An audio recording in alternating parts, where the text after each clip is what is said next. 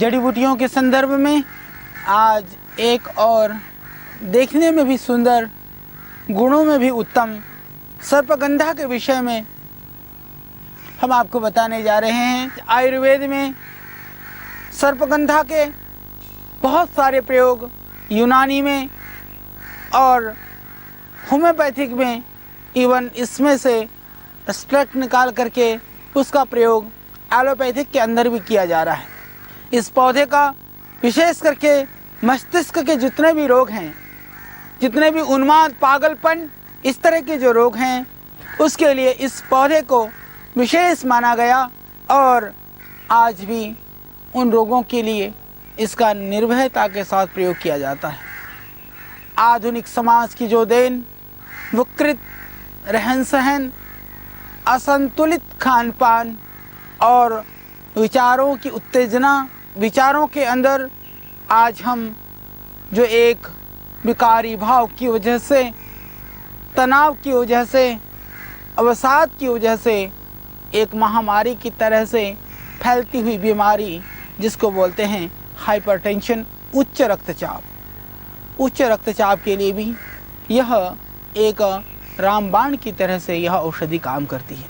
हमने इसके बहुत सारे प्रयोग किए, हालांकि थोड़ी ज़्यादा मात्रा में यदि आप देते हैं इस सर्पगंधा को तो वह शरीर को कभी नुकसान भी पहुंचा सकता है। इसका आपको थोड़ा सा ध्यान रखना है। बहुत ज़्यादा मात्रा में प्रयोग ना करें।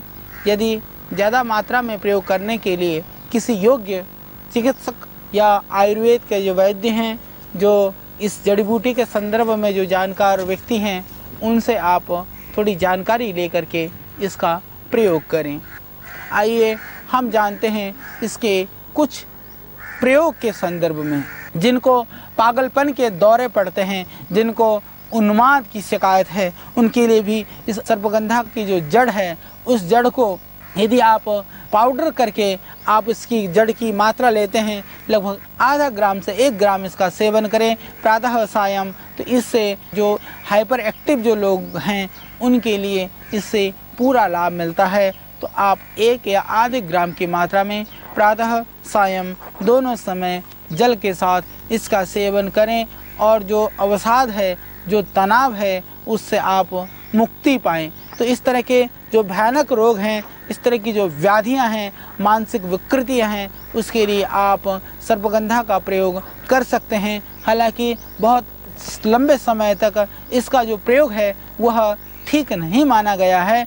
कहीं आदत पड़ जाती है, औषधि के रूप में ही हम इनका प्रयोग करें और अपने जीवन को रोग, शोक, भय और संतापों से मुक्त करें, ये बहुत ज़रूरी है। तो आइए हम इस सर्पगंधा के इस गुण को, इसके प्रयोगों को समझ करके इन मानसिक व्याधिजन्य विकृतियों से, इसके जो भयानक परिणामों से बचते हुए आप इस तरह से योग के शरण में आएँ, अपनी दिनचर्या को, अपने रूटीन को ठीक करें।